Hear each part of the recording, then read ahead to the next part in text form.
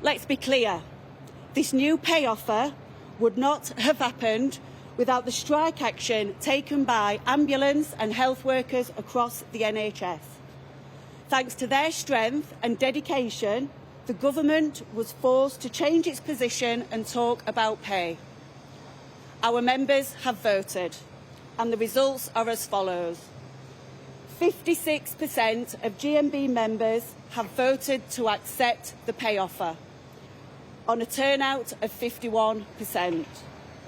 This means GMB Union will vote in favour of the pay offer at the NHS Staff Council meeting next week. In voting to accept the offer, our members recognise that progress has been made.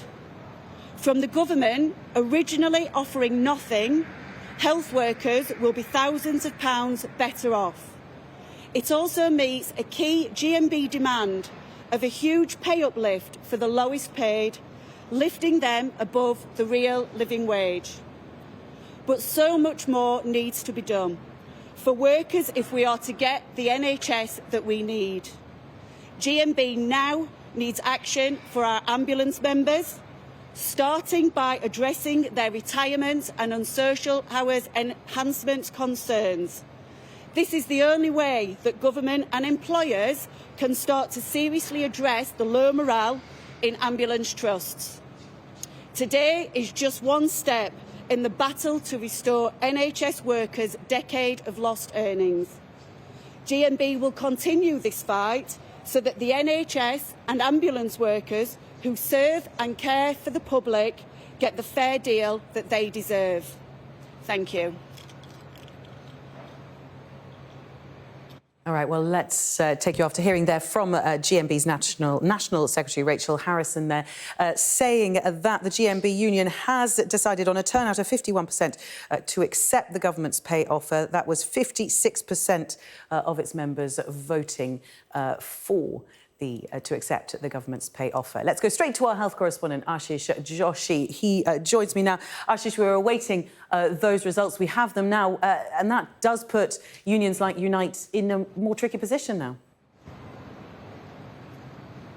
That's right. We were talking earlier about the importance of this vote, the result. To put it all into context, what it means now is the NHS Council, the unions and bodies that represent health workers who are in negotiations with the government, there is a clear majority now with this GMB vote accepting the government's pay offer.